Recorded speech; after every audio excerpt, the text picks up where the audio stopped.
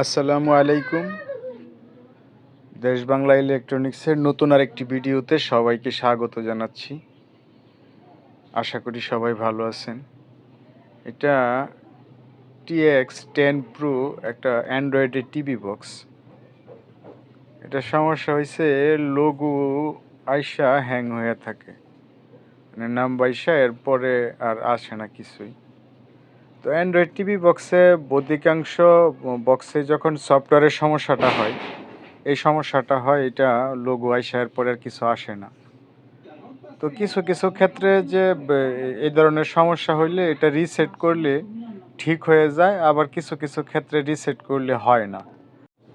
তো আজকে এটা আমরা রিসেট করে দেখব যে আমাদের যে সমস্যা আছে এটা যায় কি না। তো অ্যান্ড্রয়েড টিভি বক্সে আসলে ভিতরে বাইরে থেকে এটা বোঝা যায় না, ভিতরে একটা রিসেট বাটন দেওয়া থাকে, যেটা যে হেডফোনের মতো এবি যে একটা থাকে ওটার পিছনে থাকে, ওটা না খুইলেও রিসেট করা যায়। তো আমি খুলে নিছি। আর রিসেট করতে হইলে অ্যান্ড্রয়েড টিভি বক্স যদি আপনারা রিসেট করতে চান, রিসেট করার পদ্ধতি হচ্ছে আগে রিসেট বাটন প্রেস করতে হবে। তার মানে অ্যান্ড্রয়েড টিভি বক্সে পাওয়ার দেওয়ার আগে রিসেট বাটন প্রেস করে ধরে রেখে তারপর পাওয়ার দিতে হবে, এবং 10 থেকে 25-30 সেকেন্ড পর্যন্ত অপেক্ষা করতে হবে, যে রিসেট যে মেনুটা আসে ওইটা স্ক্রিনে তখন চলে আসবে।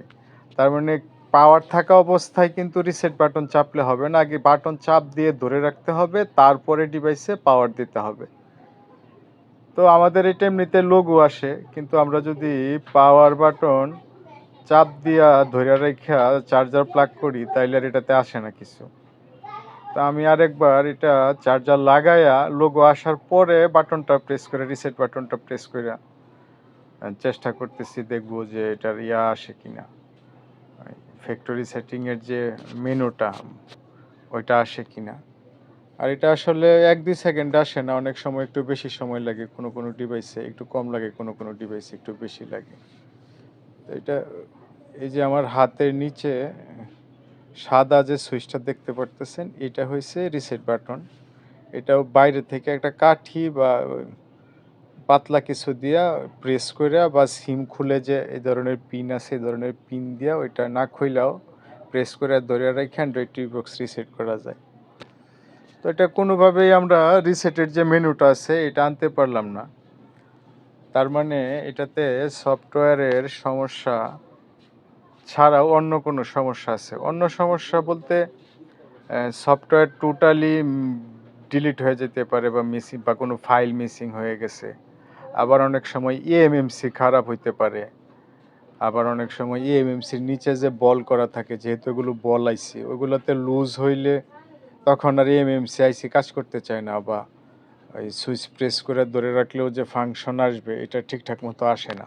তো ইএমএমসিতে যদি লুজ থাকে তাহলে অনেক সময় এটা একটু হিট দিয়া দিলে, পেজ দিয়া বা রিসোল্ডারিং করে দিলে যে প্রবলেম থাকে এটা সলভ হয়ে যায়। আমি করছি অনেকগুলো এরকম, যে ওইটার লোগো হ্যাং হয়েছিল, ওই রিসেট বাটন প্রেস করে কাজ করতেছে না, পরে এমএমসি হিট করে দেওয়ার পরে ওইটা আবার ঠিকঠাক চলছে, এরকম আমি কয়েকটাই করছি। তো আজকে এটাও আমি একটু হিট দিয়ে দেখব যে আমাদের যে সমস্যা আছে এটা সমাধান হয় কি না। হিট দেওয়ার সময় সাবধানে পরিমিত মাত্রায় হিট দিতে হবে, কারণ যদি সফটওয়্যারেরই সমস্যা থাকে, এক্ষেত্রে সার্কিট বা আইসি যদি কোনো ধরনের ড্যামেজ হয় তাহলে এটা তো একেবারেই বাতিল হয়ে গেল, আর ঠিক হওয়ার সম্ভাবনা থাকে না। এই কারণে হিট দেওয়ার সময় একটু সাবধানে দিতে হবে, এবং সার্কিট আর আইসিতে যেন কোনো ধরনের ড্যামেজ না হয় এদিকে খেয়াল রাখতে হবে। হিট দেওয়ার সময় সাবধানে পরিমিত মাত্রায় হিট দিতে হবে, কারণ যদি সফটওয়্যারেরই সমস্যা থাকে, এক্ষেত্রে সার্কিট বা আইসি যদি কোনো ধরনের ড্যামেজ হয় তাহলে এটা তো একেবারেই বাতিল হয়ে গেল, আর ঠিক হওয়ার সম্ভাবনা থাকে না। এই কারণে হিট দেওয়ার সময় একটু সাবধানে দিতে হবে, এবং সার্কিট আর আইসিতে যেন কোনো ধরনের ড্যামেজ না হয় এদিকে খেয়াল রাখতে হবে। আর রিসেট যদি না হয়, বা যদি হিট দিলেও কাজ না হয়, তাহলে এটার আরেকটা উপায় আছে। এটা হচ্ছে এমএমসি আইসি উঠায়া ওইটা ওই প্রোগ্রাম কইরা বা আবার সফটওয়্যার দিয়ে আবার রিবল করে লাগায়া দেওয়া, বা এটা এমএমসি আইসি না খুইলাও সফটওয়্যার দেওয়া যায়, কিন্তু এই ক্ষেত্রে আসলে পরে নানান ধরনের ঝামেলা করে, ওয়াইফাই কানেক্ট হইতে চায় না, রিমোট মিলে না। হ্যাঁ, আর সফটওয়্যারও আসলে অনলাইনে অ্যাভেলেবেল না সব মডেলের।